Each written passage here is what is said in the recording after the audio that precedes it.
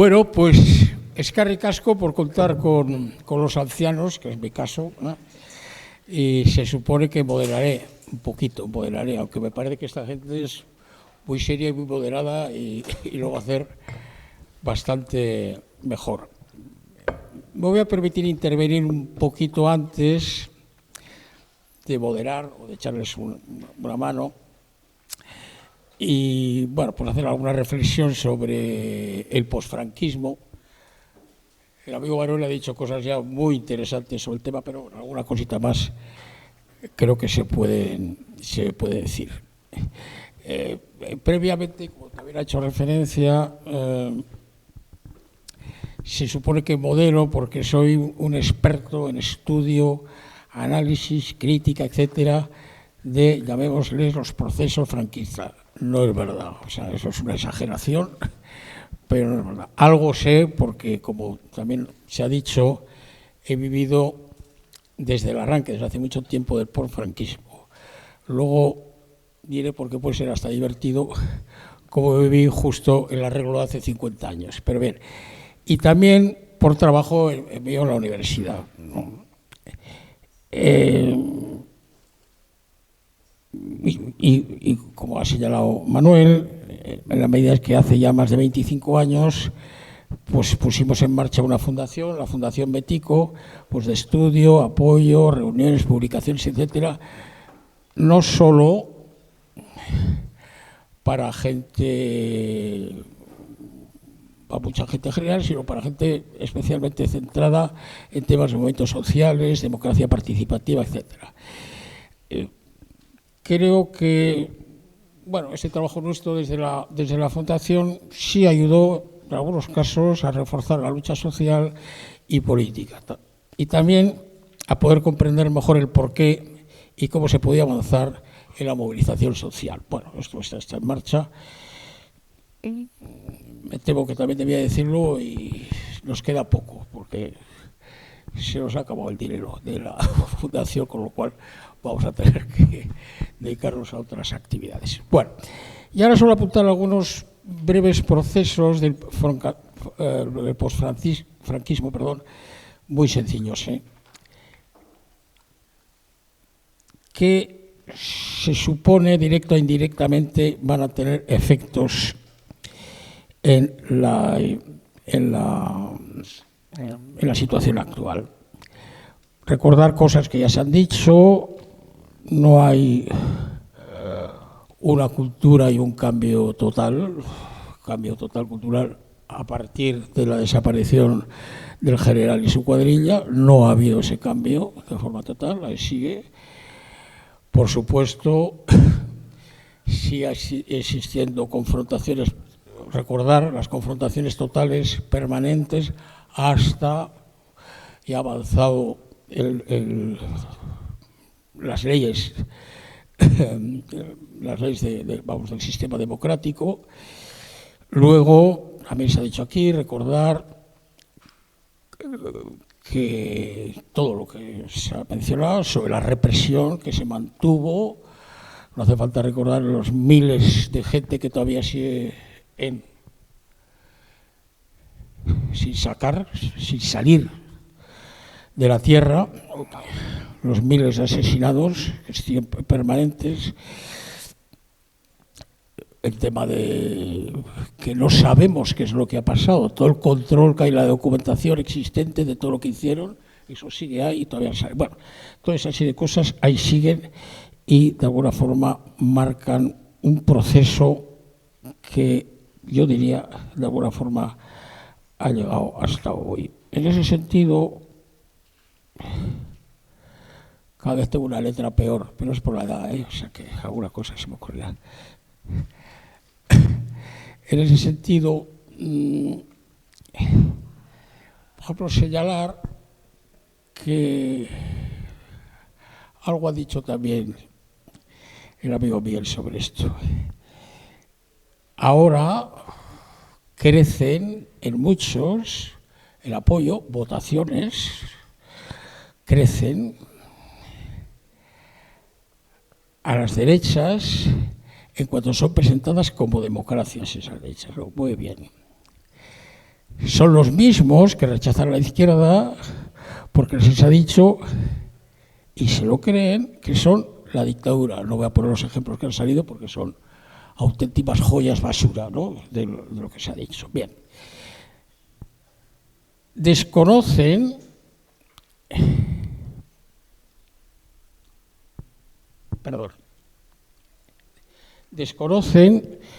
que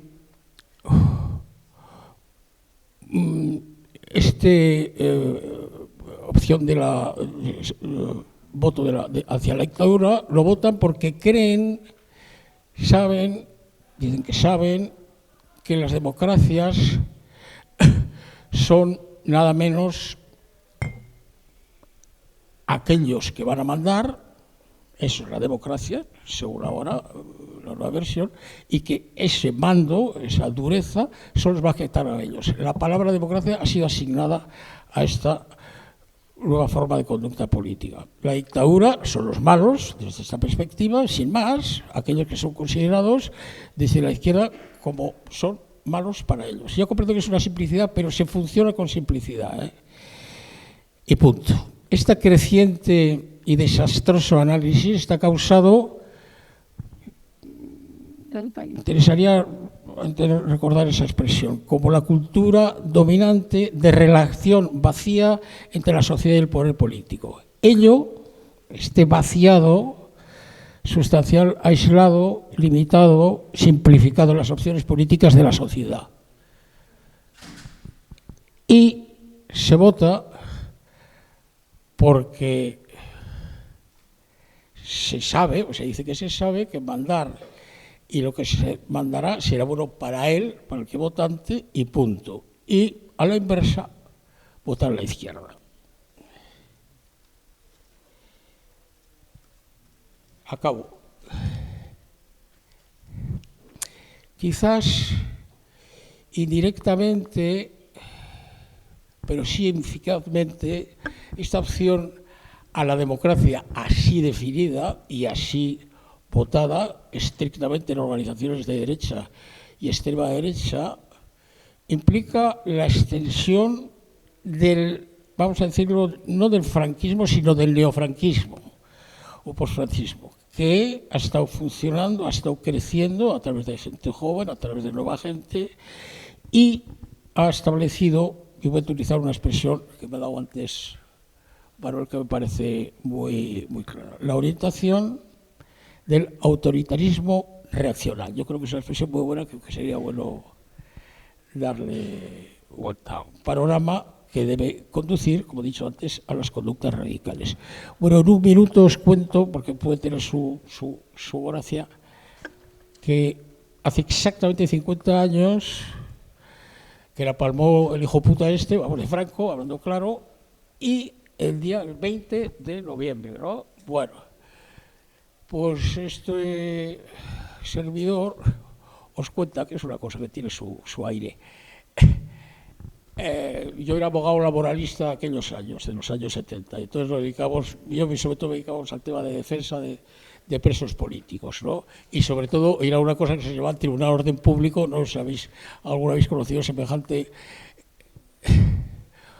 cuadrilla, por llamar de alguna forma, se suponía que su trabajo era condenar a esos políticos presos en la cárcel. Entonces yo, por una causa un poco exótica, una documentación que yo pasaba entre presos, es decir, no la guardé bien y cayó en manos de la Guardia Civil, de la Guardia Civil pasó al Tribunal de Orden Público y el Tribunal Público me dijo que, ya como supuesto, me estableció una petición de condena de 3 años y también la correspondiente ausencia para siempre del trabajo como abogado.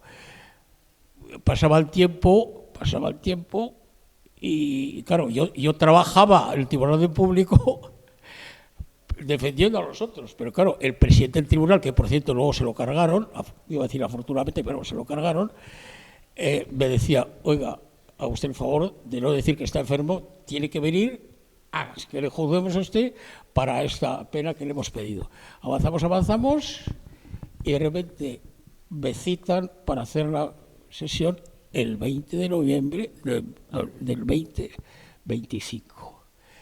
Claro, fue una mañana, una madrugada la que tuve yo, que no puedo explicar la maravilla, no solo porque la palmó semejante individuo, sino porque me suspendieron para siempre la condena correspondiente porque se cerró la sesión. Bueno, pues eso es lo que lleva a rezar para que se muera un individuo, pues tiene sus consecuencias positivas.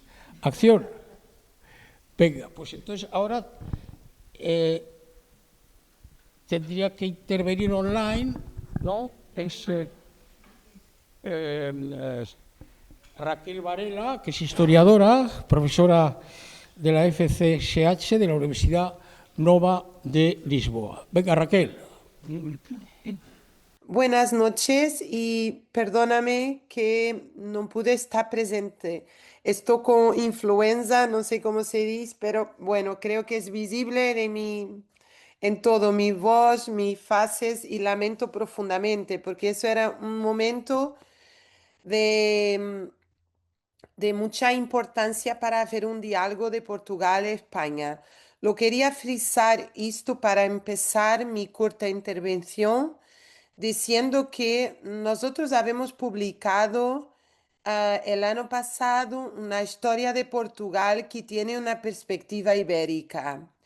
Y ahora mismo, esta semana, habíamos publicado una historia del 25 de noviembre y de la contrarrevolución en la península ibérica que solo se puede entender si nosotros comprendemos que es un proceso ibérico, es decir, la Revolución Portuguesa va a tener inmediatamente un impacto en la llamada transición española y la contrarrevolución en Portugal, que empieza en noviembre de 75, solo se va a quedar cerrada a partir de los pactos de Moncloa. Y cuando nosotros miramos la evolución de la política en Portugal y España de 74, incluso hasta la entrada en la Comunidad Económica Europea, que es realmente el momento de cierre de todo este periodo de los años 70, verificamos cómo los procesos están íntimamente conectados. En la verdad, los primeros periódicos de todo el franquismo, mal se empieza la revolución de los claveles, es decir, eh, periódicos de España están voltados para discutir la transición a España, siempre con referencia a Portugal, dependiendo de la política, claro. Los comunistas tenían toda una aproximación, sobre todo con el Partido Socialista aquí en Portugal, no intuito de hacer una transición pacífica negociada como ha sido hecho con los pactos de Moncloa. La derecha, incluso la derecha dura, va a decir que había que intentar impedir el comunismo en Portugal y que eso era central para la consolidación del Estado español. Y los sectores ligados a una transición liberal empiezan a definir cada vez más, encontrar un Mari Suárez para España. Así se hablaba entonces en la mayoría de la prensa. Necesitamos de un Suárez para España. Entonces, todo el proceso, claro, y hay muchos otros desarrollos que no tengo tiempo aquí de firmar, de desarrollar, pero um, hay un intento claro de evitar la diseminación del movimiento de las Fuerzas Armadas portuguesas a la Unión Militar Democrática en España. Hay un movimiento para tentar obstaculizar la solidariedad de los estudiantes y de la extrema izquierda con la extrema izquierda vasca, y con los estudiantes de la Andalucía hay todo un grupo de investigaciones, incluso en el Estado español, muy importantes, que han estudiado esto con detalle. Y también una parte importante de los cuadros españoles de izquierda revolucionaria van a encontrar en 74-75 una protección aquí en Lisboa, e incluso en los últimos condenados a muerte por Francisco Franco en septiembre de 1975, toda la prensa portuguesa hace un acuerdo para tener la misma capa, la misma parte frontal de lo periódico, no lo sé cómo se dice en castellano, capa aquí se dice en portugués, para ter en la frente de los periódicos Franco asesino.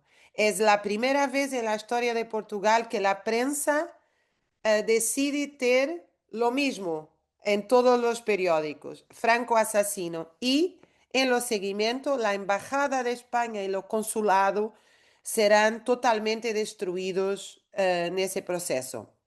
Sí, hay un proceso de solidaridad desde abajo entre los estudiantes y los cuadros de izquierda.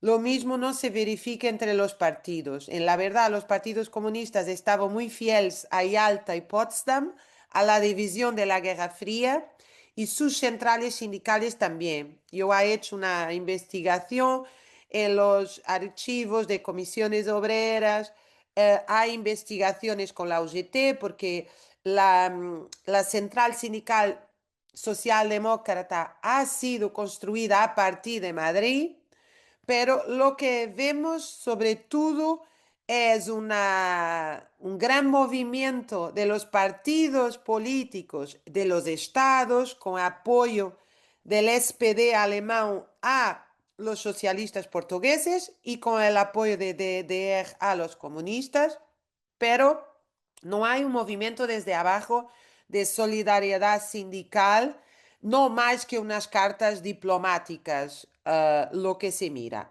También es muy importante en ese periodo señalar que la extrema derecha terrorista portuguesa, que ha hecho inúmeros atentados con muertes, se ha exilado en Madrid a partir de 11 de marzo de 75. Su cuartel general va a ser la base del franquismo y de la falange y del movimiento. Ahí encontrarán una protección hasta que regrese en Portugal después de 76. Entonces, lo que quería más importante señalar ahora, que ya no tengo más tiempo, era una corta intervención para decirlo, es que embora una historiografía nacionalista nos coloque siempre analizando la política institucional de los estados y de las organizaciones, cuando empezamos a hacer una historia desde abajo y una historia social, económica y política más allá de las instituciones y del Estado, lo que verificamos es que no se puede hablar de una revolución portuguesa solamente, sino de un proceso revolucionario ibérico, bien como de un proceso contrarrevolucionario ibérico también. No por acaso las transiciones negociadas entre los partidos socialistas y comunistas en la península ibérica entre 76 y 78 van a ser la base de inspiración de la doctrina Carter en los Estados Unidos y de la forma como plantearon las transiciones, perdona, en los años 80, 81, 82, 83 en Chile, Argentina y Brasil y con toda la teoría, la politología norteamericana de política institucional, las transiciones de arriba, con Samuel Huntington y todo más. Lo que pasa es que como falta investigación lo ha probado, nuestros estudios lo hicieron detalladamente, pero muchos trabajos de historiadores españoles que no tengo tiempo de salientar, no se puede hablar de una transición pacífica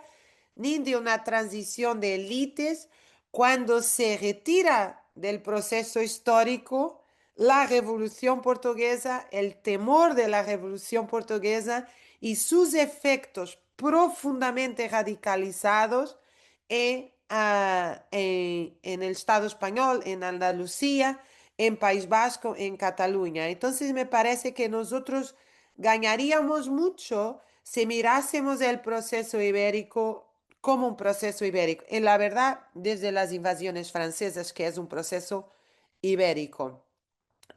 Y nuestro obstáculo es una historiografía profundamente estatal, burguesa, como yo he referido antes.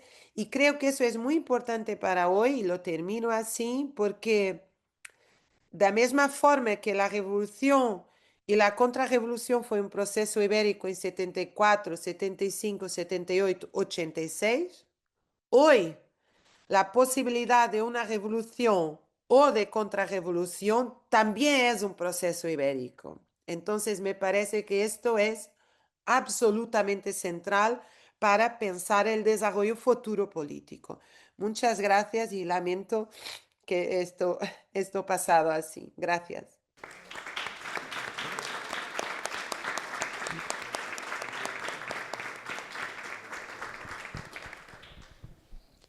Muy bien.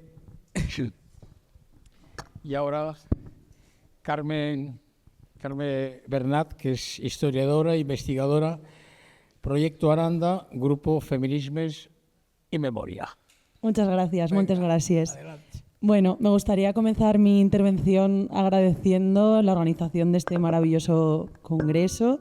Muchísimas gracias, Amelia, gracias, Elsa, gracias, Miguel, y a todas las que estáis aquí hoy, también a los que me acompañan en la mesa por sus intervenciones iniciales. Bueno, me gustaría comenzar haciendo una pequeña reflexión en torno a o transmitir que se trata de un congreso especialmente relevante porque los movimientos memorísticos desde principios de siglo yo creo que vienen dando una grandísima lección de humanidad, poniendo en el centro la cuestión de la Segunda República, de la Guerra Civil y del franquismo, pero que no han habido tantos espacios para hablar de la desmemoria, de la transición. Por lo tanto, creo que este congreso es clave, ¿no? Para romper también con esta idea del pacto de silencio que se viene hablando en esta mesa. Y que creo que es un periodo especialmente relevante porque es el que nos habla de los límites de nuestra democracia actual, ¿no? Entonces, gracias por darnos este espacio para hacerlo. También quería reflexionar, ya se ha dicho, pero bueno, nunca es demasiado, reflexionar sobre la historia y sobre la perspectiva metodológica que considero importante. Creo que se desarrollará a lo largo del Congreso, pero la historia realmente útil para el mundo del mañana es aquella que parte del presente y reflexionando sobre el pasado, ¿no? Buscando las preocupaciones actuales para rastrearlas en el tiempo ya vivido, o en palabras de Marx, descubrir lo nuevo en lo viejo. Entonces, la transición, de alguna forma, creo que puede ser una fuente de inspiración.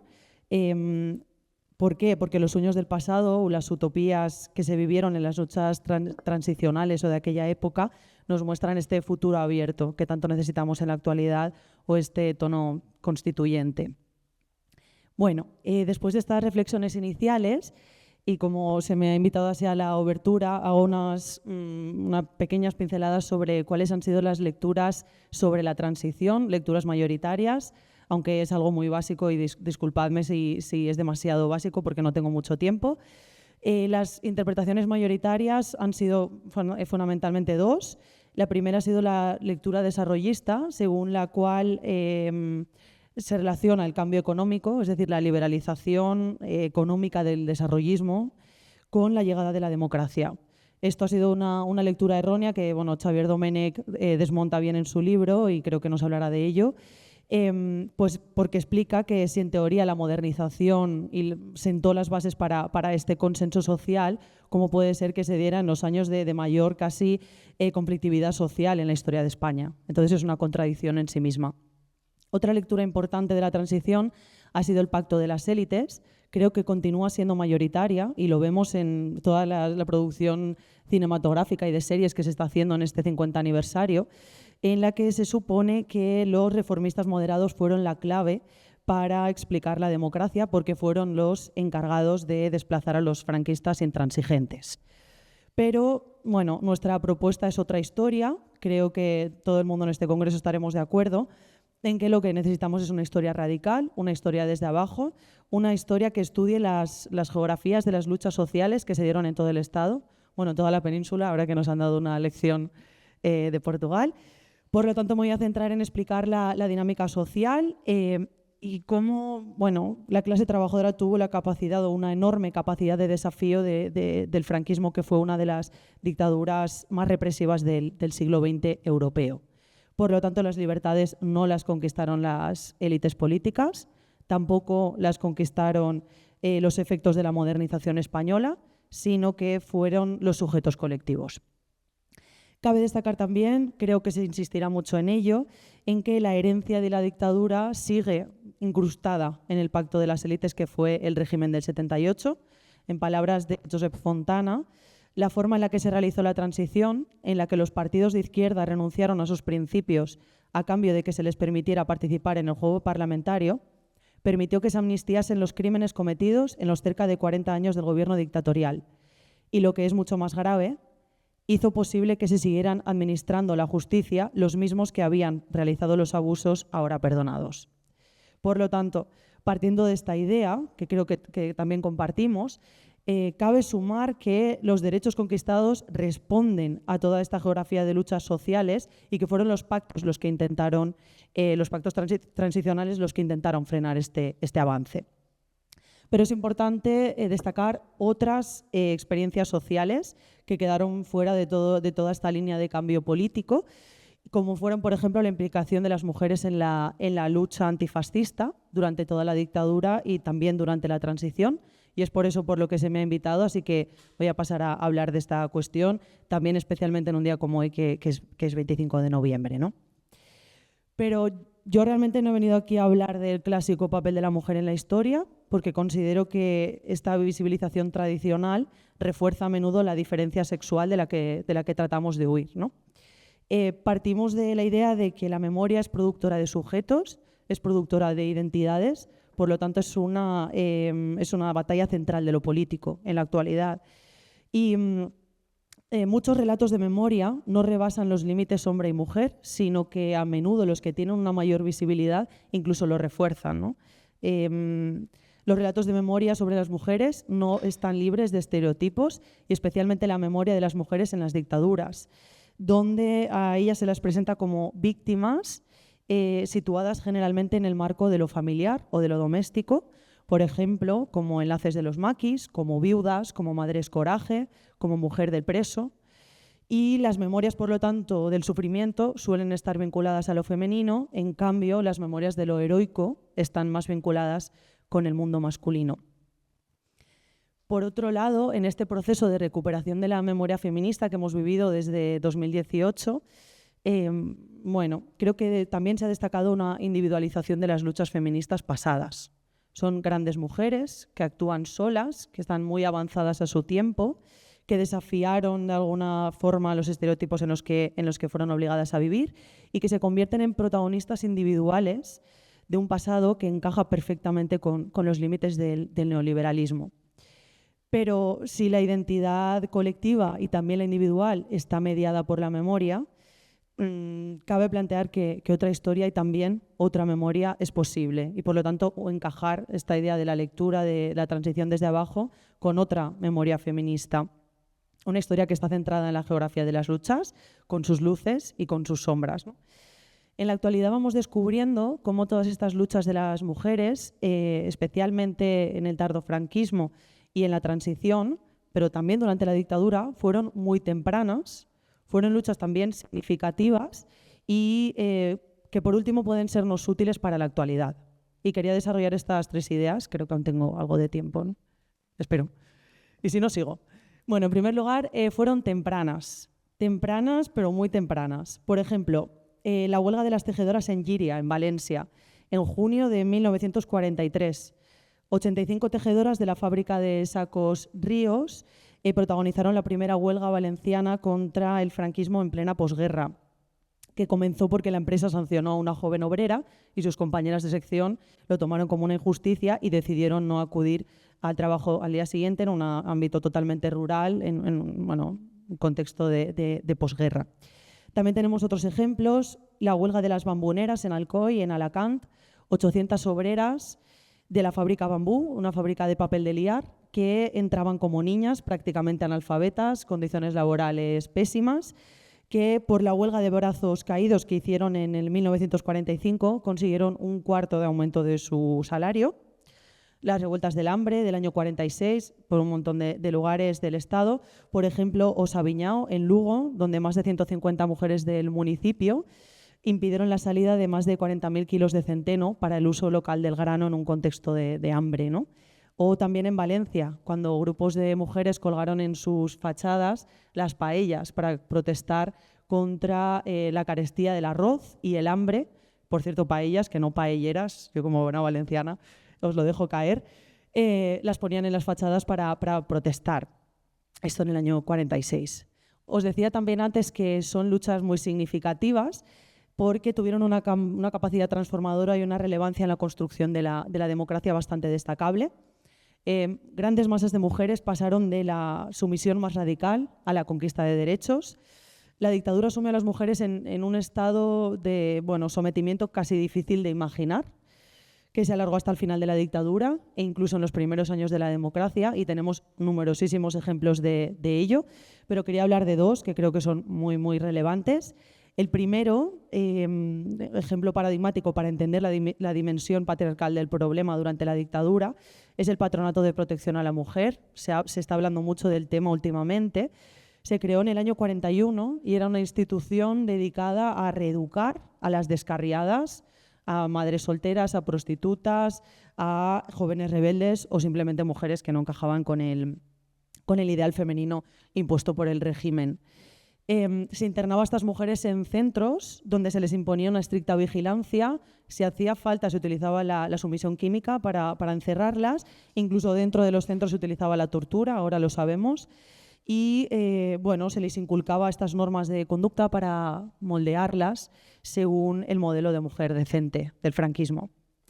También otro ejemplo para entender este sometimiento al que estaban sometidas las mujeres durante la dictadura es el encarcelamiento por adulterio y por aborto. A la altura de los años 70 aún tenemos a mujeres que seguían siendo encarceladas hasta 6 años por una sola infidelidad, mientras que a los hombres apenas se les sancionaba en casos de escándalo público, de amancebamiento, no por infidelidad. Entonces, el feminismo de la transición y del final del franquismo tuvo una enorme capacidad transformadora y fue decisiva porque influyó en las reformas penales sobre temas clave como fueron los delitos de adulterio y de amancebamiento, el aborto, la anticoncepción, el abandono del hogar, la homosexualidad, la prostitución, con la ley de peligrosidad social y muchos otros cambios. Como por ejemplo también consiguieron transformar de cierto modo el concepto conservador de familia franquista, introduciendo el matrimonio civil, laico, igualitario, con capacidad de divorcio, y también con la generalización de la planificación familiar y los anticonceptivos, y en cierta manera también puso en el centro la recuperación del propio cuerpo, un cuerpo que estaba completamente confiscado por la dictadura. Por último, y acabo.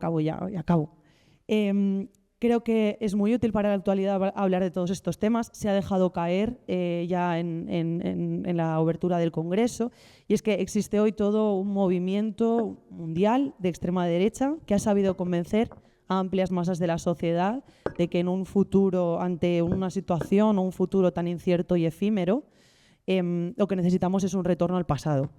Pero es un retorno al pasado que es un pasado totalmente idealizado, feliz, que utiliza la instrumentalización de la nostalgia, donde los roles de género eran tradicionales y complementarios, donde las familias eran siempre nucleares, donde las mujeres eran buenas esposas, eran buenas madres, y los hombres eran hombres con mucha testosterona.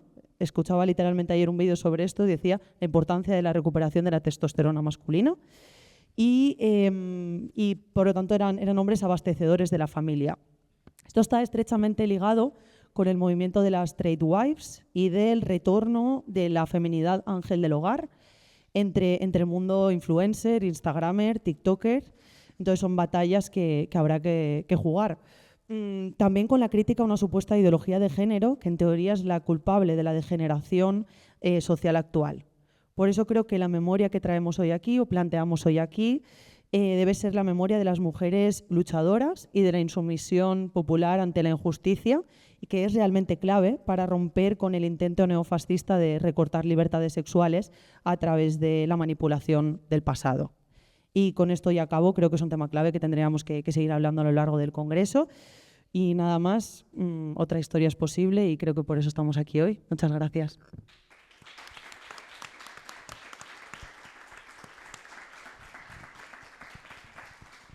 Muy bien, gracias Carmen. Y ahora va a intervenir, le damos la palabra a Manos Avgeredis, que es director de ASCI, Archivos de Historia Social Contemporánea de Grecia. Let's go. Muy bien, gracias, Perico. Es un honor para mí estar en una mesa coordinada por ti. Gracias también a todas las ponentes en esta mesa y un agradecimiento especial a Amelia, a Elsa y a María por el cuidado y la hospitalidad estos días en Madrid. Y, por supuesto, a Miguel y a los invitados por la mañana por el paseo histórico tan inspirador que hemos podido disfrutar en una mañana de noviembre soleada y hermosa. Noviembre es un mes muy importante y muy intenso para el sur de Europa, para las transiciones del sur de Europa. En noviembre de 1973, el 25, la muerte de Franco abrió el camino, perdón, noviembre de 1975, ¿no? Me he equivocado de fecha, he dicho 73, pero es el 74, exactamente 50 días, 50 años. Luego hubo, de manera muy esquemática en Portugal, un levantamiento, llevó a su cierre la dictadura en Portugal, y en noviembre de 1973 el levantamiento en la Politécnica en Atenas marcó el principio del fin de la dictadura griega. Cada uno de estos noviembres nos permiten reflexionar sobre cómo las rupturas se despliegan, cómo son contenidas o no contenidas y cómo se recuerdan. Así que voy a empezar con algo que a los historiadores les encanta hablar, la continuidad y la ruptura, un tema favorito de los historiadores. En primer lugar, en relación con la naturaleza de las propias dictaduras, y en segundo lugar, en relación con las formas de resistencia que surgieron contra estas dictaduras. La Junta griega, por supuesto, era diferente de los regímenes ibéricos. No era una copia del fascismo de entreguerras, era una dictadura nacida de la Guerra Fría, arraigada en la mentalidad surgida después de la Segunda Guerra Mundial y también construida en torno a la tríada familia, religión, patria. Suspendió el Parlamento, normalizó la cárcel, el exilio y la tortura para los oponentes políticos. La violencia estaba incrustada en la administración y en la policía y no en las ejecuciones de masa. En masa no hubo ejecuciones en masa, pero no fue, digamos, el elemento más persistente. Al igual que las dictaduras ibéricas, los regímenes griegos, el régimen griego era al mismo tiempo una ruptura y una continuidad. Fue una ruptura, pero también la extensión de una historia más larga que empezó en los años 40 con la guerra civil y el estado de emergencia, y también con una tradición todavía más larga de intervención militar en la vida política. A la inversa, las largas dictaduras en España y Portugal no se mantuvieron iguales a lo largo del tiempo, se adaptaron, evolucionaron, se vistieron en nuevos ropajes contemporáneos. En Grecia, la resistencia también estuvo marcada por la continuidad, la ruptura y la pluralidad. No venía de una sola organización o una sola ideología.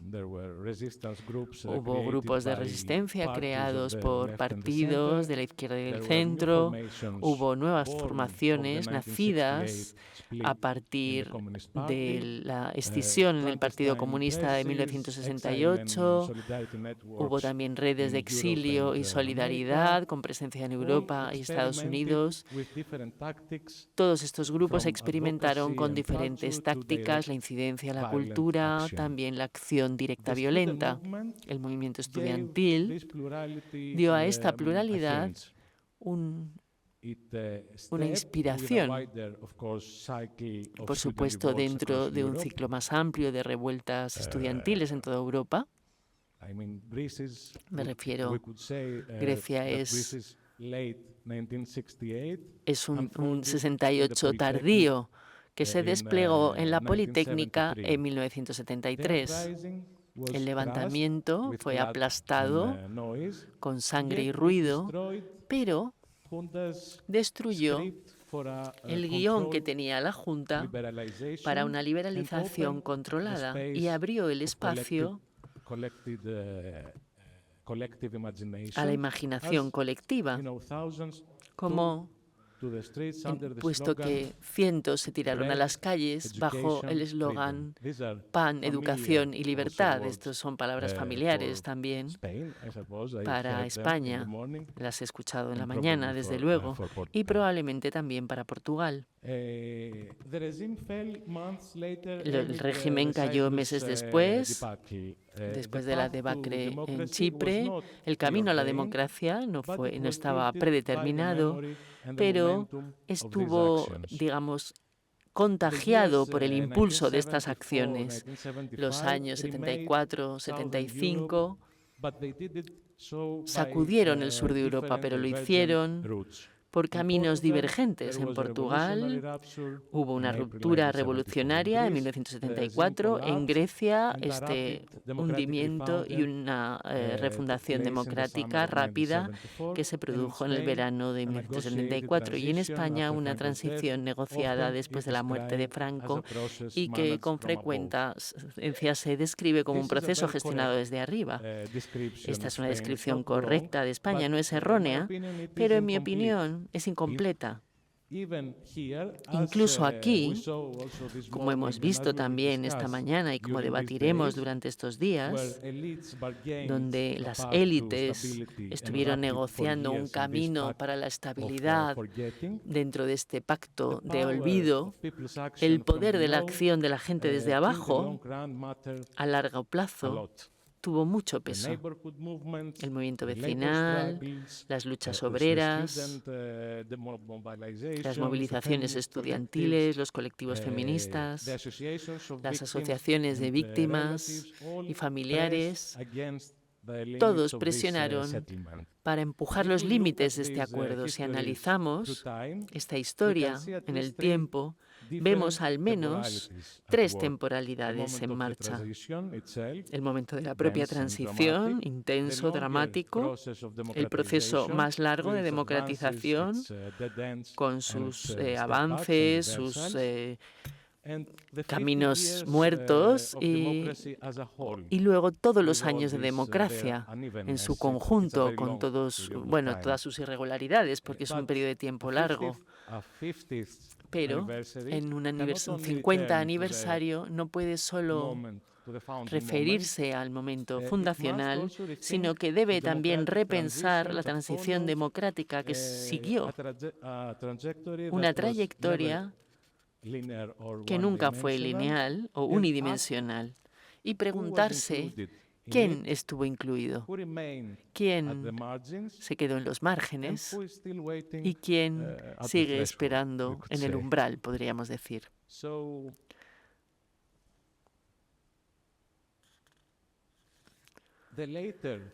Así que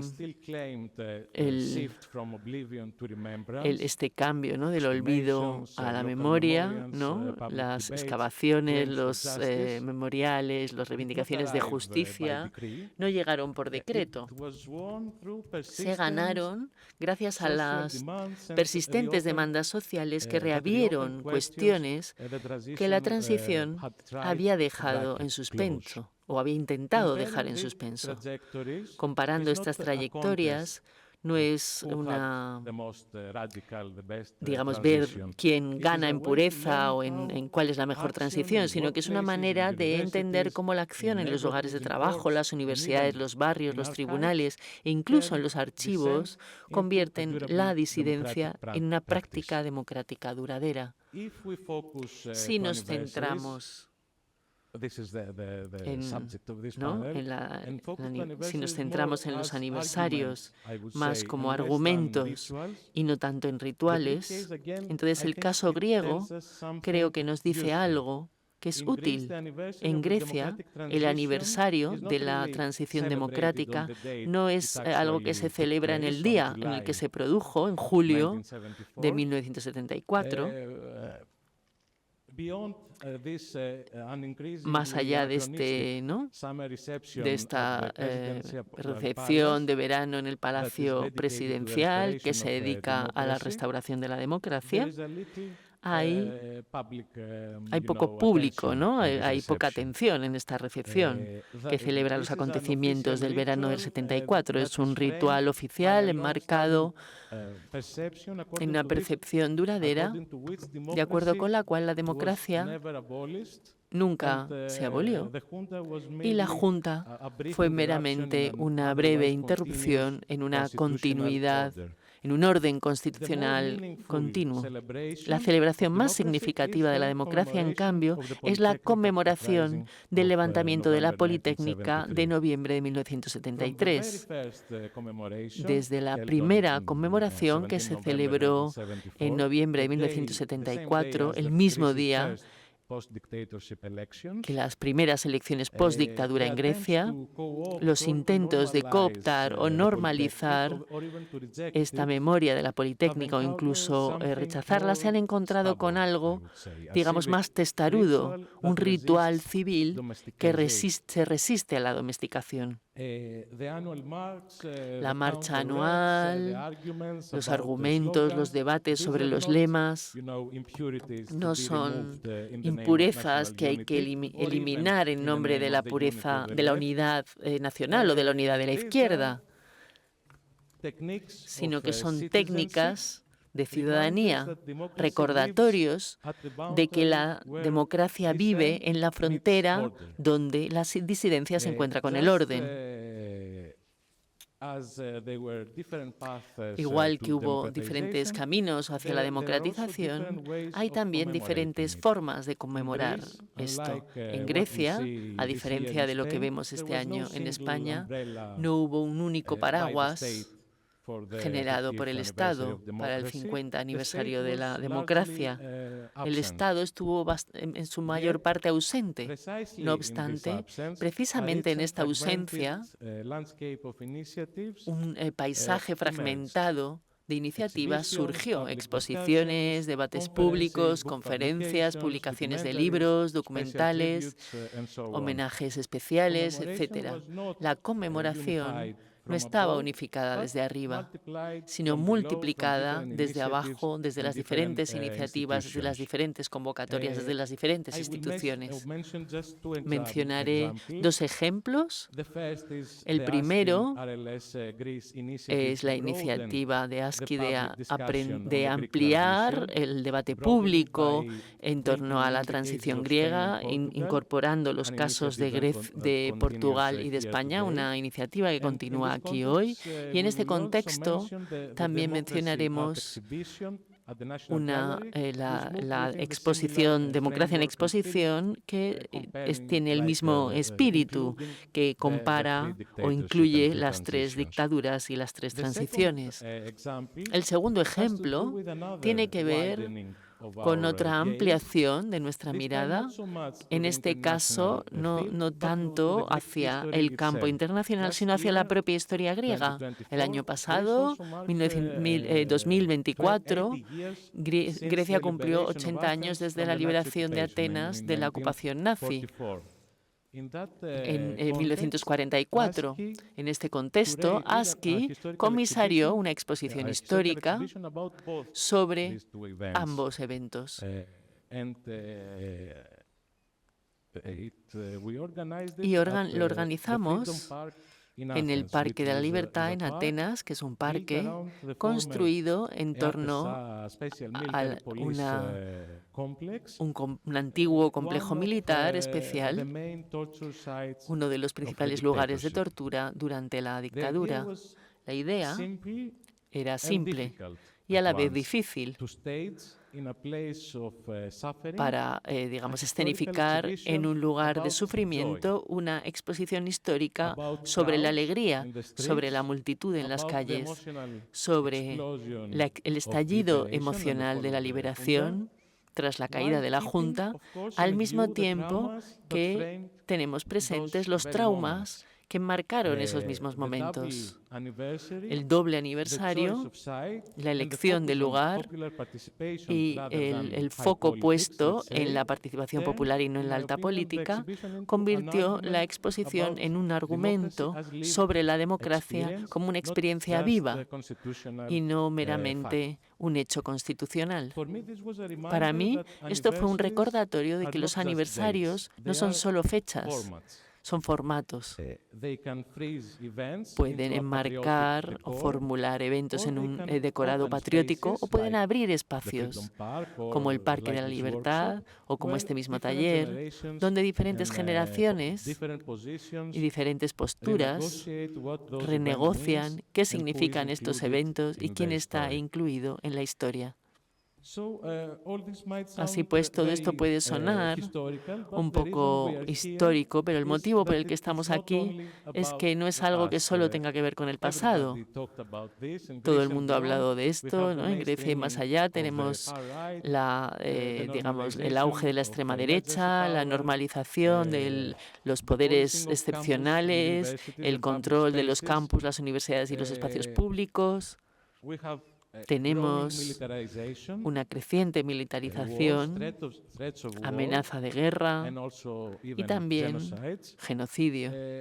En nuestras sociedades, las personas migrantes, las minorías, vuelven a convertirse en blanco de ataque y la seguridad se convierte en el lenguaje a través del cual las desigualdades y las exclusiones se justifican. En este contexto se relee el pasado y se replantea en este marco. En este punto es donde me gustaría incorporar un último elemento, lo prometo, de nuestro trabajo en los archivos de la historia social contemporánea de Grecia. Los archivos en sí mismos, tenemos 3 archivos como repositorios neutrales, pero no lo son. No son neutrales, son infraestructuras de la democracia y de la práctica democrática que se conserva, que se pierde, quién es visible, quién es audible, quién no lo es, qué se documenta, qué queda en las zonas grises. Todas estas son elecciones políticas que amplían o restringen el registro público. Este taller nos invita a ampliar esta lente en toda Iberia y más allá para pensar juntas con Chile, con Argentina, sobre el papel que tienen los museos, los archivos y la historia digital y cómo pueden sostener documentos, cómo han convertido documentos de dolor y de lucha en herramientas de pedagogía civil. hasta cierto punto, la comparación es la solidaridad en la práctica. Poner Grecia junto a Portugal y España y leer el sur de Europa en conjunción con América Latina no es solo un ejercicio académico, es una manera de intercambiar técnicas de democratización no solo con respecto al pasado, sino también para el presente y el futuro. El futuro de nuestra democracia no se garantizará o no se defenderá con aniversarios, evidentemente, sino con prácticas cotidianas que los mantienen vivos, honestos y responsabilizados, transparentes, bajo este lema tan deliberado, atado y bien atado, como afirmación o como pregunta. Tenemos la oportunidad de romper estos ritmos de noviembre, de abril, de julio y convertirlos en una partitura común, y tal y como ha dicho Amelia antes, no tenemos tiempo para el pesimismo. Gracias.